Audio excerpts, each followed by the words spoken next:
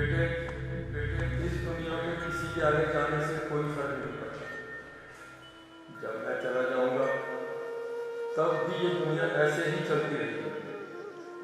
सृष्टि चक्र इसी के लिए नहीं ठहरता, ये चलता है, चलता है, चलता है, चलता है।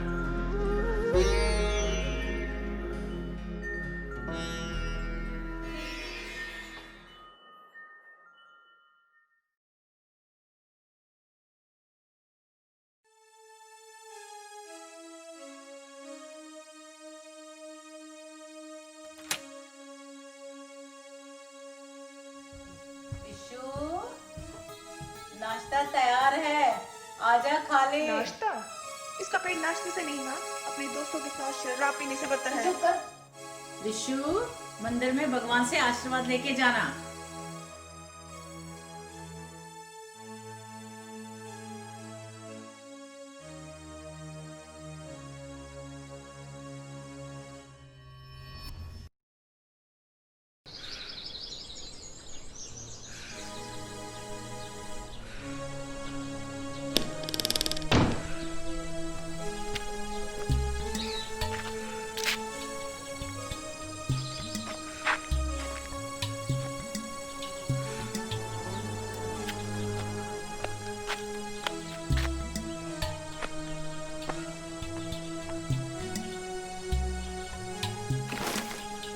जय श्री राम।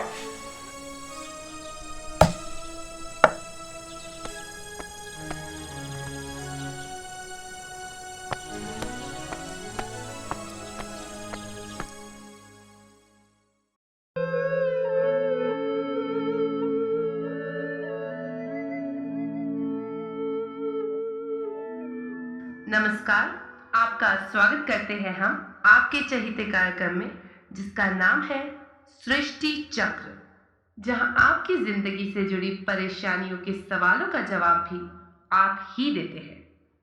हर सप्ताह की तरह इस सप्ताह भी आप ही में से चुनकर हमारे स्टूडियो में आए हैं हमारे एक नियमित श्रोता, जिनकी भगवान से कुछ शिकायतें हैं। आज हमारे बीच में बैठे हैं धनंजय जी, जो कि पेशे से एक वकील है। धनंजय जी, हमारे श्रोताओं को अपने बारे में बताइए। मैं एक सरकारी नौकरी करने वाला मामूली सा मुलाजिम हूँ। अपनी जिम्मेदारियों से परेशान, अपने कर्तव्यों से परेशान, अपने आदर्शों से परेशान, अपनी जिंदगी से परेशान। मैंने हमेशा ही ये कोशिश की है कि सही रास्ते पर चलकर मैं अपने सभी कर्तव्यों को निभा सकूं। पर आज इस बात का एहसास होता है कि इस दुनिया में सही रास्ते पर चलकर कर्तव्यों को निभाना तो क्या, 2 वक्त की रोटी कमाना भी मुश्किल है। कदम कदम पर धोखे अपने ही अपनों को लूट रहे हैं। जिधर देखो घोटाला, कालाबाजारी, धोखाधड़ी, हत्या, बलात्कार। रोज अखबार खोलते हैं ये जानने के लिए कि क्या चल रहा है देश में, क्या क्या तरक्कियां कर रहा है ये देश, ये समाज और ये मानव जाति। पर जब पढ़ते हैं अखबार तो आंसू आ जाते हैं ये देखकर कि आज फिर किसी बहन की इज्जत लूटी गई, आज फिर सरकारी नौकरों ने कोई बड़ा घोटाला कर दिया, और आज फिर कुछ किसानों ने आत्महत्या कर ली। अपनी जान देकर पकड़ा हुआ आतंकवादी फिर से आजाद हो गया, फिर सैकड़ों मासूमों की जान ले लिया, फिर किसी का भर, फिर कहीं बम का फटना। धनंजय जी, हम समझ रहे हैं जो आप कह रहे हैं। हम जैसे सीधे साधे निर्बल लोग जिस भगवान के सहारे बैठे हैं कि वही पालनहार आएगा और हमें इस नर्क से निकाल ले जाएगा, उस भगवान, परवरदिगार, ईश्वर, अल्लाह, गॉड का कहीं अता पता ही नहीं। और हम हजारों सालों से इसी भुलावे में जी रहे हैं। आज मैं आपके इस प्रोग्राम में बस यही सवाल उठाना चाहता हूँ कि मैं आज के संसार में सीधे साधे रास्ते से अपने बच्चों के लिए 2 वक्त की रोटी जुटा सकता हूँ। धनंजय जी, आपके इन सवालों ने हमें सोचने पर मजबूर कर दिया है। आए दिन ऐसी घटनाएं घट रही हैं कि इंसान की तरक्की पर तो दूर, अपने इंसान होने पर भी शक होने लगता है। आज इस वीडियो प्रोग्राम में कोशिश करेंगे इन सवालों के जवाब तलाशने की, क्योंकि ये वो सवाल है जो हम सबकी जिंदगी से जुड़े हुए हैं। और जब तक हम अपने आज के कॉलर से फ़ोन पर जुड़ते हैं तब तक के लिए आप सुनिए 1977 की फिल्म करम के ये गीत, जिसके बोल लिखे हैं श्री आनंद बख्शी जी ने, इसका संगीत दिया है श्री आर डी बर्मन ने और जिसे अपने सुरों से सजाया है गायक श्री महेंद्र कपूर ने। जब दुख से मन घबरा जाए, हर ओर निराशा छा जाए, जब दुख से मन घबरा जाए, हर ओर निराशा छा जाए, जब एक किरण भी आशा की आती हो नहीं नजर, प्रार्थना कर, प्रार्थना कर, जगत के पालनहारे से प्रार्थना कर, प्रार्थना कर। हरि ओम, हरि ओम, हरि ओम, हरि ओम। तू जान बूझ कोई पाप न कर, हो जाए तो पश्चाताप न कर।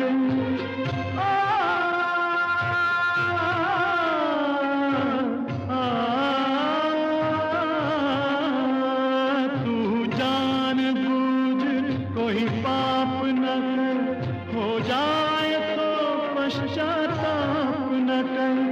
ये सब लीला उस ईश्वर की, तू ध्यान उसी का धर, प्रार्थना कर, प्रार्थना कर, जगत के पालनहारे से प्रार्थना कर, प्रार्थना कर। हरि ओम, हरि ओम, हरि ओम, हरि ओम।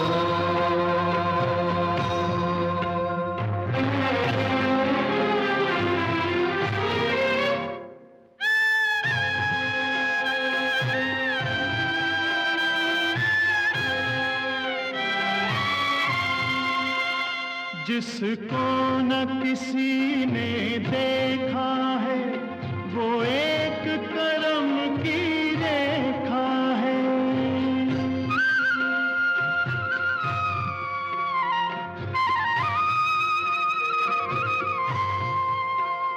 जिसको न किसी ने देखा है, वो एक करम की रेखा है। वो सबका भाग्य विधाता है, सबकी है उसे खबर, प्रार्थना कर, प्रार्थना कर, जगत के पालनहारे से प्रार्थना कर, प्रार्थना कर। हरि ओम, हरि ओम, हरि ओम, हरि ओम, हरि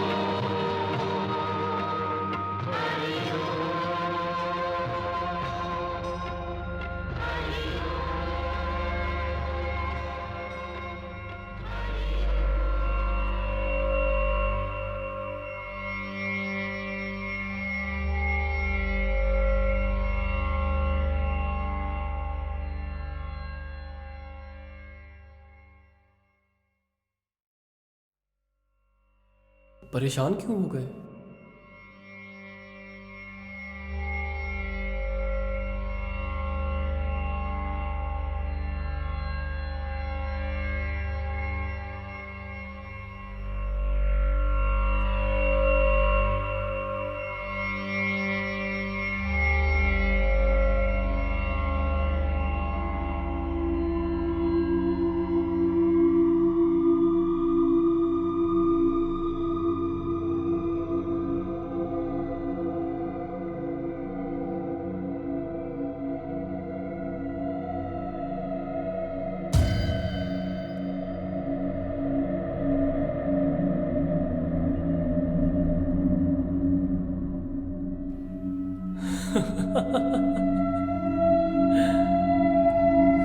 कौन है और कहां हूं मैं? सभी संसारों के मध्य में।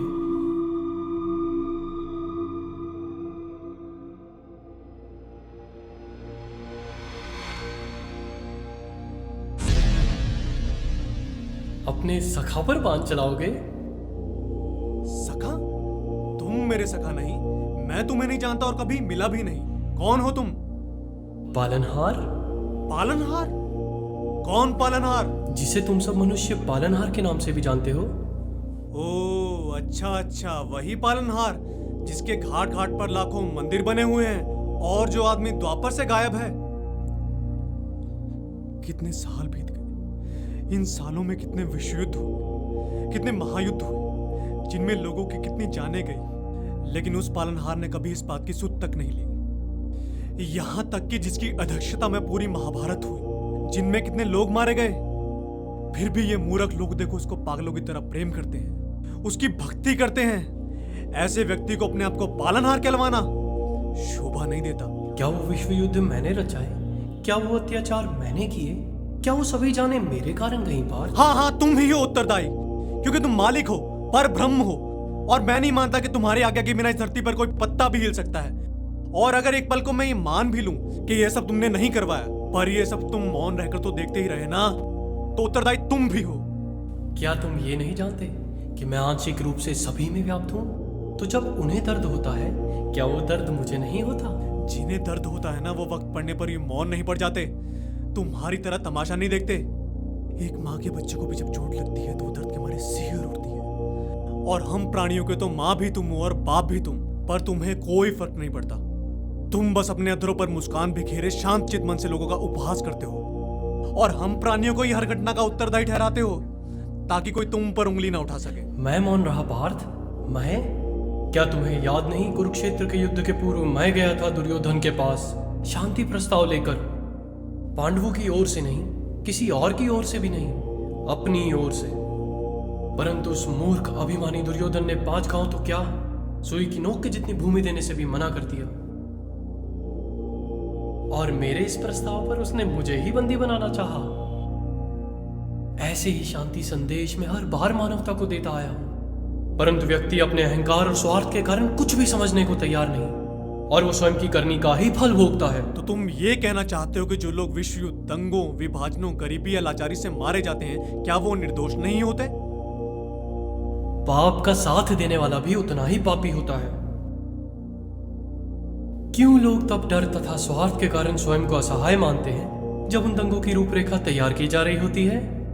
क्यों सत्य और धर्म के पक्ष में ना रहते हुए उन मुट्ठी भर लोगों को अधर्म करने से रोकने की कोशिश नहीं करते?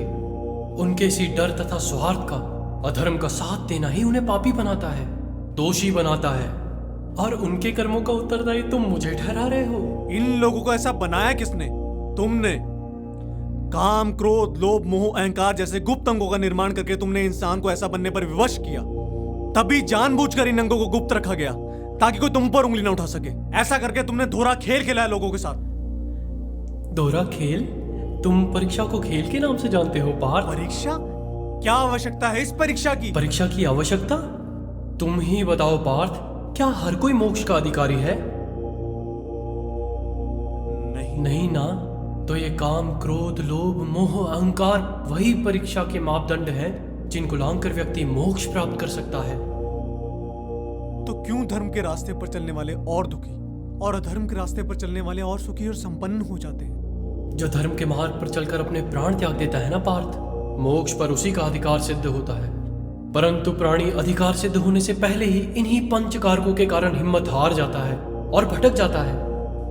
यदि मनुष्य अपने दुखों को अपनाकर भी धर्म के मार्ग पर ही रहे, तो ही वो वास्तविक सत्य, संपन्नता और संतोष को जान पाएगा। और जिन अधर्मियों को तुम सुखी और संपन्न कह रहे हो, उनसे जाकर पूछो कि वो कितने सुखी हैं। या तो मनुष्य को आगे मोक्ष और वास्तविक संतोष प्राप्त होता है, या फिर यही कृत्रिम संपन्नता। तुम क्या पाना चाहोगे?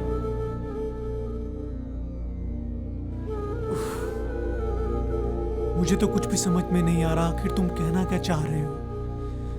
मुझे ऐसा लग रहा है कि तुम अपनी चिकनी चुपड़ी बातों से मुझे छलने की कोशिश कर रहे हो। ये खेल तुम युगों युगों से खेलते आए हो, अपनी बातों से लोगों को मोहित कर लेते हो। मेरे साथ आओ पार्थ। लगता है तुम अभी भी संतुष्ट नहीं हुए। मैं तुम्हारे अंतर्द्वंद को शांत करने के लिए एक प्रयत्न तो कर ही सकता हूं ना, केवल तुम्हारे लिए सखा। आओ। प्रकाश, ये दरवाजा कैसा शोर है खोलिए। केशव? हे भगवान, अब मैं क्या ये करूं? कैसी चीख पुकार है? प्रकाश!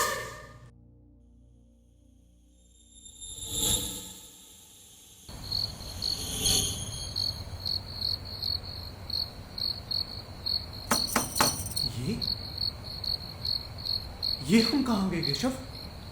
और कैसे? और ये समय कैसे बदल गया? ये प्रकाश श्री वास्तव का घर है और ये अंजना, उसकी धर्म पत्नी।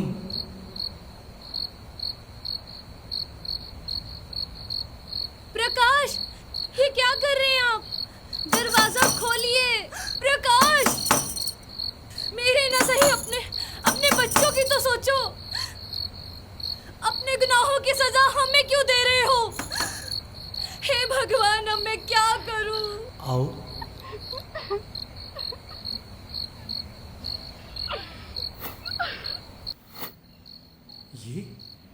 ये क्या कर रहा है? अबे ओए, पागल हो गया क्या? केशव, केशव, केशव, केशव ये अपनी जान देने जा रहा है। केशव ये अपनी जान देने क्यों जा रहा है? और तुम ये मुस्कुराकर देखते ही जा रहे हो? तुम कुछ करते क्यों नहीं? तुम तो इसे बचा सकते हो ना।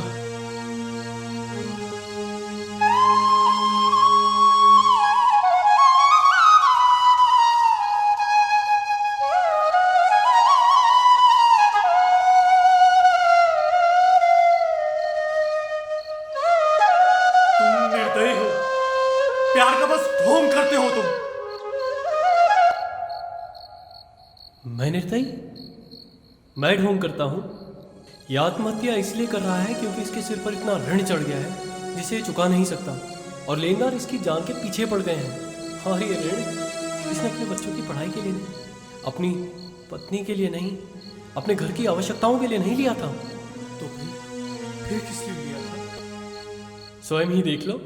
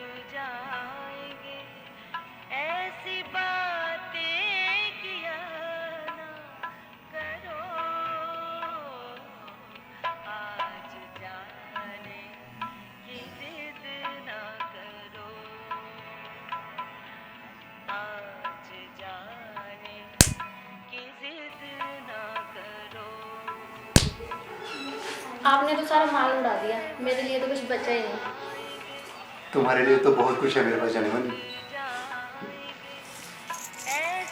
बहुत माल है मेरे पास।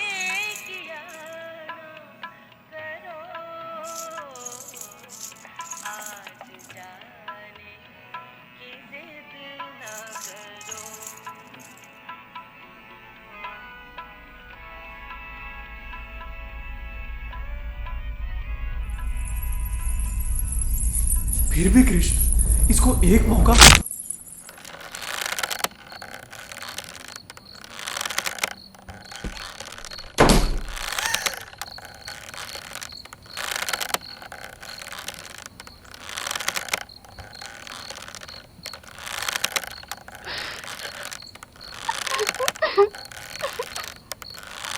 किसको अवसर देते रहोगे पार्थ? ये सब अपनी ही करनी का फल भोग रहे हैं। इनमें मैं बीच में कहां से आ गया? मुझे यहाँ से ले चलो केशव, अब यहाँ और नहीं रहा जा।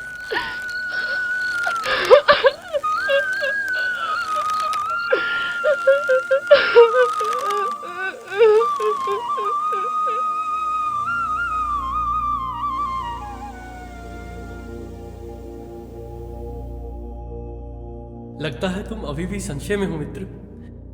आओ तुम्हें एक और दृश्य दिखाते हैं।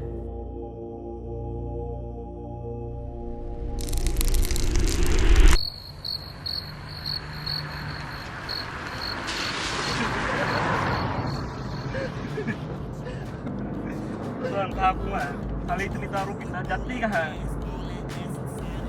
बना इसी बात पे एक और बैग यार।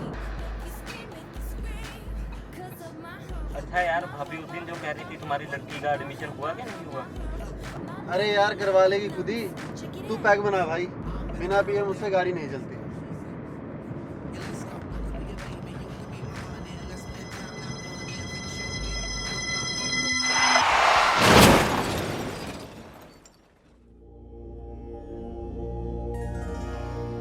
क्या अब तुम्हें इस सत्य का आभास हो रहा है कि जिन कारणों के लिए तुम सब मनुष्य मुझे उत्तरदायी समझते हो, उन सबका उत्तरदायी मनुष्य स्वयं ही है। हाँ मैं मान गया भगवान, फिर भी क्या तुम्हारा कोई दायित्व नहीं बनता केशव, गलत होते हुए को रोक देना?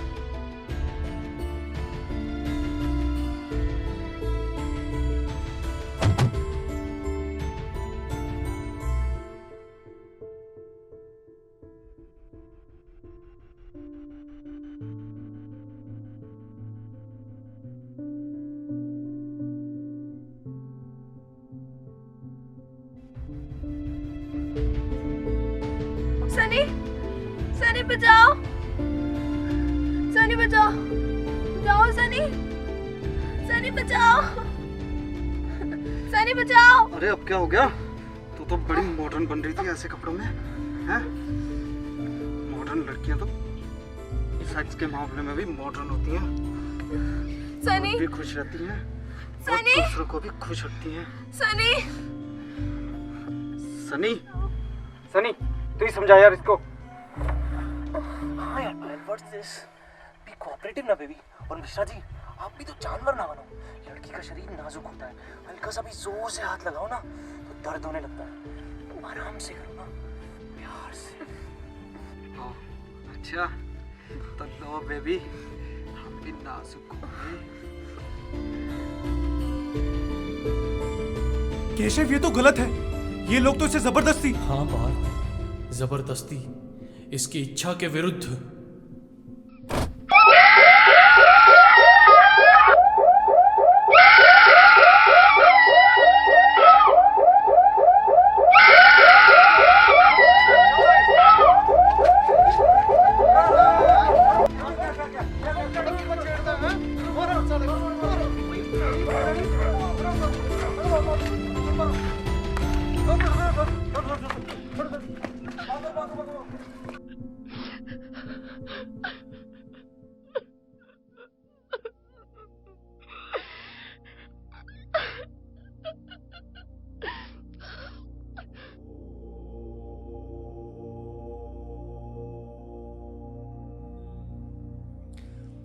मुझे तो लगा था प्रभु तुम इस बार भी सब मुस्कुराकर ही देखने वाले हो और उस लड़की के साथ गलत हो ही जाएगा, पर तुमने सही समय पर उसे बचा लिया। पर इससे मेरे मन में और भी संशय आ गया है प्रभु। जब तुमने किसी और की रक्षा नहीं की, उनको उनके हाल पर छोड़ दिया, तो इस बार क्यों बीच में आ गए? पार्थ, इससे पहले की सारी स्थिति उन मानवों की अपनी बनाई हुई थी, परंतु यहाँ गलत स्थान और गलत समय पर उस लड़की ने छोटे वस्त्र पहनने की गलती अवश्य की थी।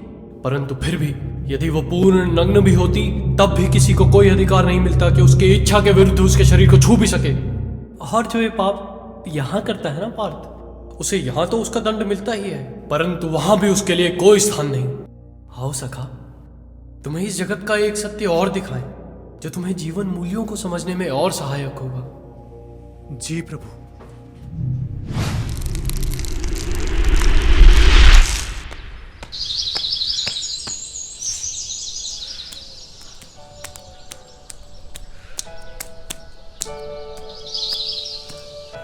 मैं हमेशा याद रहता है।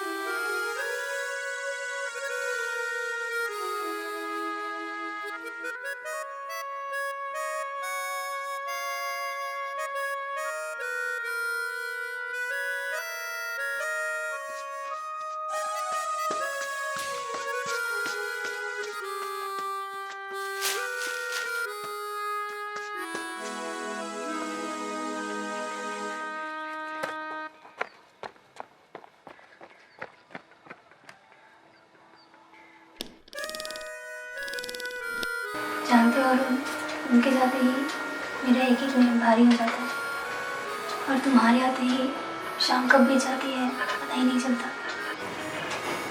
मेरा भी कुछ यही हाल है।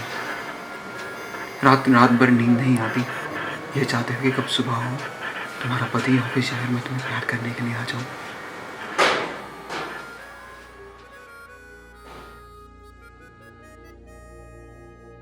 केशव, ये तो एक दूसरे से प्यार करते हैं। काम और स्वार्थ में जकड़े हुए प्राणी अधिकतर वासना को प्रेम समझ लेते हैं। उनके लिए उनकी संतुष्टि ही सर्वोपरि होती है। वो ये नहीं सोचते कि उनका स्वार्थ किसी का घर तोड़ रहा है। ये तो प्रेम नहीं ना मित्र। तो फिर सच्चा प्रेम किसे कहते हैं? वास्तविक प्रेम को समझने के लिए सबसे पहले मनुष्य को काम, क्रोध, लोभ, मोह, अहंकार को नष्ट करना होगा। उसके बाद ही मनुष्य ये जान पाएगा कि सच्चा प्रेम वो होता है जिसके बदले में किसी को कुछ पाने की लालसा नहीं होती, कोई स्वार्थ नहीं होता, और प्रेमियों को भली भांति अपनी सीमाओं का ज्ञान होता है। इन्हीं पंच कारकों की वजह से ही मनुष्य अपनी सीमाएं लांघकर दोषी बन जाता है, परंतु फिर भी स्वयं को निर्दोष ही समझता है। परंतु उनकी अपनी पत्नी या अपना पति यही भोग विलास किसी और के साथ करे तो ये उनसे सहन नहीं होता। हे मित्र, इस पृथ्वी पर कुछ भी स्थायी नहीं। जो देखने में सीधा लगता है, आवश्यक नहीं कि वो सीधा ही हो।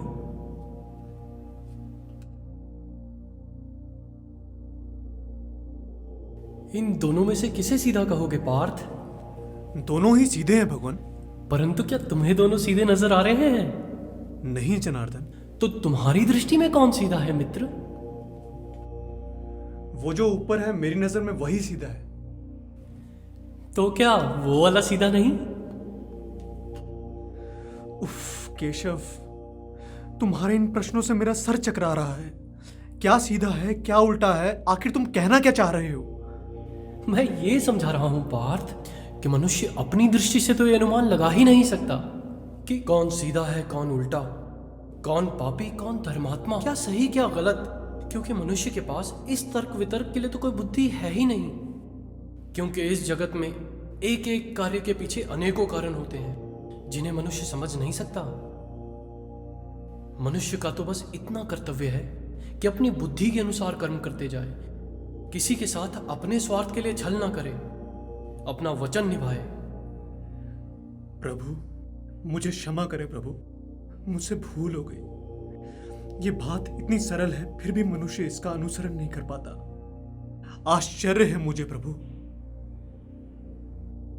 काम, क्रोध, लोभ, मोह, अहंकार के कारण पार्थ, इन्हीं पंच विषैले कारकों के कारण इस संसार का सारा ज्ञान इन्हीं पंच द्वारों के पीछे बंदी बना हुआ है।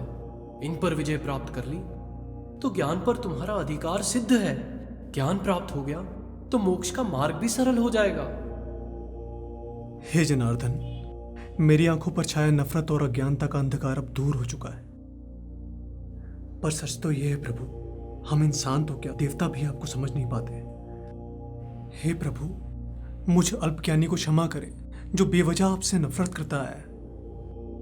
सच तो यह है कि मैं आपको समझ ही नहीं पाया। तुम तो मेरे सखा हो, तुम्हारी शंका दूर करने के लिए तो मुझे आना ही था। परंतु ये विलाप का समय नहीं पार्थ। भविष्य में मानवता को तुम्हारी और तुम्हें मेरी आवश्यकता पड़ने वाली है।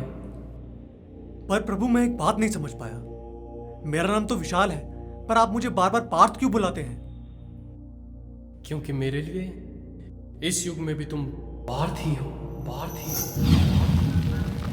हमारी आज की कोशिशों से धनंजय जी को इनके कुछ सवालों के जवाब तो जरूर मिले होंगे। जी, मन पहले से काफी हल्का सा हो गया है जी, और अब कुछ अच्छा अच्छा सा लग रहा है। इसी के साथ आपसे आज के लिए इजाजत लेने का समय भी आ चुका है। अभी कुछ ही देर में आप दोपहर की खास खबरें सुनेंगे, पर उससे पहले जाते जाते आप सुनेंगे 1977 की फिल्म कर्म का एक और गीत। आपसे इजाजत लेते हैं, अगले सप्ताह फिर मिलने का वादा करते हुए। तब तक के लिए नमस्कार। करम की गठरी लाद के जग में फिरे इंसान, जैसा करे वैसा भरे, विधि का यही विधान।